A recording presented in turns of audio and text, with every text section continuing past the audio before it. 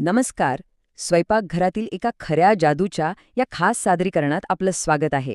आज आपण एक भन्नाट गोष्ट पाहणार आहोत. अगदी साध्या जिन्नसांचा वापर करून कुठल्याही महागड्या साच्यांविना एकदम सुंदर आणि कलात्मक डिझायनर स्नॅक्स कसे बनवायचे हे आपण आज उलगडून पाहणार आहोत. चला तर मग लगेच सुरू करूया.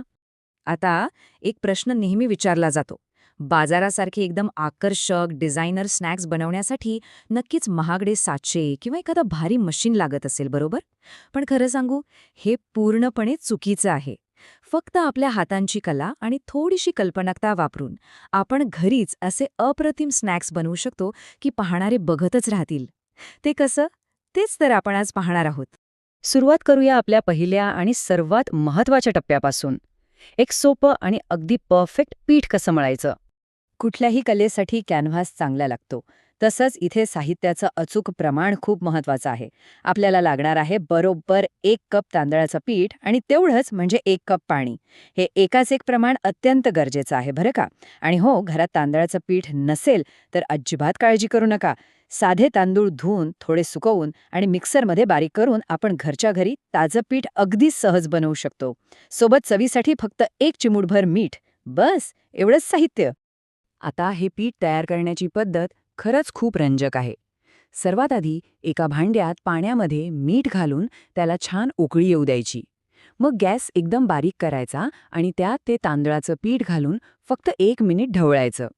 सुरुवातीला हे मिश्रण तुम्हाला थोडं गुठळे असलेलं किंवा कोरडं वाटेल, पण घाबरू नका. गॅस बंद करायचा आणि त्याला बरोबर 1 मिनिटभर झाकून ठेवायचं. त्यानंतर ते मिश्रण एका ताटात काढून हाताने सलग 1 मिनिट छान मळून घ्यायचं. तुम्ही बघाल ते कोरडं वाटणारं मिश्रण आता अगदी मऊ आणि लोण्यासारखं गुळगुळीत झालंय. पण थांबा, इथे एक अत्यंत महत्त्वाची धोक्याची घंटा आहे. मगाशी म्हटल्याप्रमाणे पाण्याचं प्रमाण तंतोतंतच असायला हवं. जर चुकूनही पाणी थोडं जरी जास्त झालं ना, तर पीठ एकदम चिकट होईल आणि त्याची कागदासारखी पातळ पोळी लाटता येणं शक्यच होणार नाही. आपला बेसच खराब झाला तर पुढची डिझाईन बनवणं अशक्य होईल. त्यामुळे पाण्यावर एकदम बारीक लक्ष ठेवणं मस्ट आहे. चला, बेस तर तयार झाला. आता वळूया दुसऱ्या टप्प्याकडे, रंगांची सुंदर मिलावट. आता आपण या पिठाला एक आकर्षक रूप देणार आहोत. मळलेल्या या मऊ पिठाचे बरोबर 4 समान भाग करायचे. एका भागात केशरी, दुसऱ्यात पिवळा आणि तिसऱ्यात हिरवा फूड कलर छान मळून घ्यायचा. आणि जो चौथा भाग आहे ना, तो तसाच पांढरा शुभ्र ठेवायचा. अर्थात रंगांचा वापर करणं हे पूर्णपणे आपल्या आवडीवर आहे.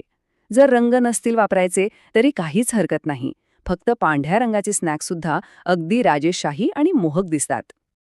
आता येतोय आपला तिसरा आणि सर्वात भारी टप्पा, साच्या विना फुले बनवणं. इथेच खरी कला दडलीय. आता या फुलांच्या पाकळ्या एकमेकांना चिकटवायच्या कशा? त्यासाठी आपल्याला एका खाद्यगोंदाची म्हणजे स्लरीची गरज असते. हे बनवणं अगदी सोपं आहे.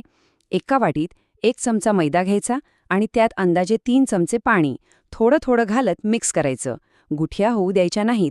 इथे एक नियम नक्की लक्षात ठेवा, हे मिश्रण खूप घट्टही नको आणि खूप पाण्यासारखं पातळही नको, कारण हाच तो गोंद आहे जो आपल्या डिझाईनला एकत्र बांधून ठेवणार आहे. आता खरी मजा सुरू होते. सर्वात आधी त्या मळलेल्या पिठाची थोडं सुकं पीठ लावून कागदासारखी एकदम पातळ पोळी लाटून घ्यायची. आणि आता कुकी कटर शोधत बसू नका. आपल्या घरात सहज मिळणाऱ्या एखाद्या साध्या बाटलीचं झाकण घ्यायचं. त्याच झाकणाने या पोळीचे छोटे छोटे गोल आकार भराभर कापून घ्यायचे. त्यानंतर ते गोल बरोबर मधोमध कापून त्याचे अर्धगोल तयार करायचे. हे छोटे अर्धगोल आपल्या फुलांच्या पाकळ्यांचा पाया असणार आहेत. आहे की नाही एकदम भन्नाट जुगाड? आता वळूया खऱ्या शिल्पकलेकडे. हे जे आपण अर्धगोल कापलेत ना, त्यांना बोटांनी अगदी हलक्या हाताने दुमडून एका नाजूक पाकळीचा आकार द्यायचा. त्या पाकळीची खालची दोन्ही टोकं एकमेकांना घट्ट चिकटवण्यासाठी मगाशी बनवलेला तो मैद्याचा गोंद वापरायचा. ही पद्धत खरं तर किती साधी आहे, पण यातून ज्या नाजूक आणि सुंदर पाकळ्या तयार होतात ना, ते पाहणं खरंच एखादा जादूची प्रचिती देणार आहे. चला तर मग या सुट्ट्या पाकळ्यांमधून एक पूर्ण सुंदर फूल कसं उलगडतं ते पाहूया. सर्वात आधी पिठाचा एक छोटा गोल कापून घ्यायचा, जो आपला बेस असेल. त्याच्या कडेला मैद्याचा गोंद लावायचा आणि बनवलेल्या पाकळ्या गोलाकार आकारात एकावर एक म्हणजे साधारण 2 ते 3 लेयर्समध्ये चिकटवत जायच्या. मध्यभागी लावण्यासाठी पिठाचा एक छोटा तुकडा लाटून त्याला चाकूने बारीक चिरा द्यायचा आणि गुंडाळायचं, म्हणजे फुलाचा मध्यभाग तयार. तो बरोबर मध्यभागी गोंदाने चिकटवला की झालं. आपलं हे अप्रतिम, कुठल्याही साच्याविना बनलेलं डिझायनर फूल अगदी तयार आहे.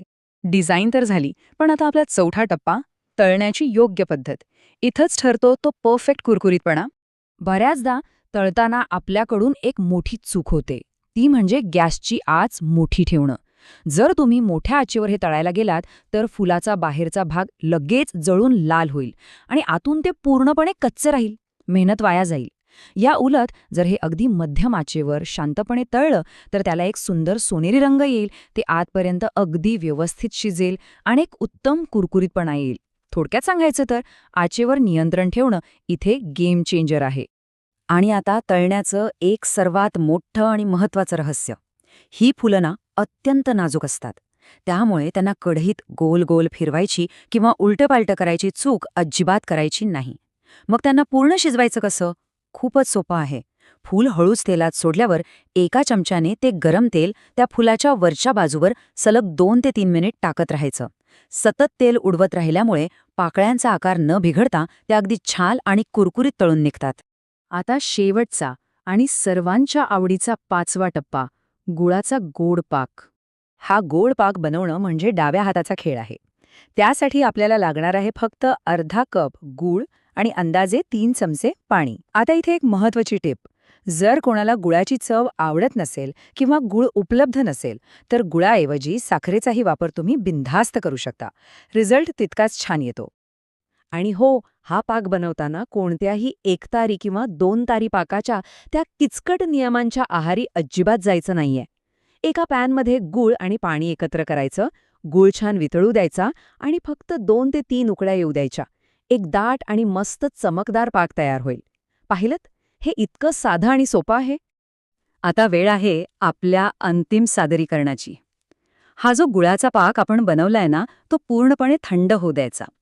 तो थंड झाला की मघाशी तळून काढलेल्या गरम आणि कुरकुरीत फुलांवर तो चमच्याने अगदी भरपूर घालायचा.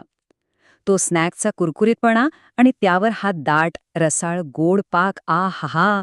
ही चव आणि हे टेक्स्चर तुम्हाला नक्कीच वेड लावून सोडेल. खरं सांगू, हे सगळं सांगतानाच माझ्या तोंडाला पाणी सुटते.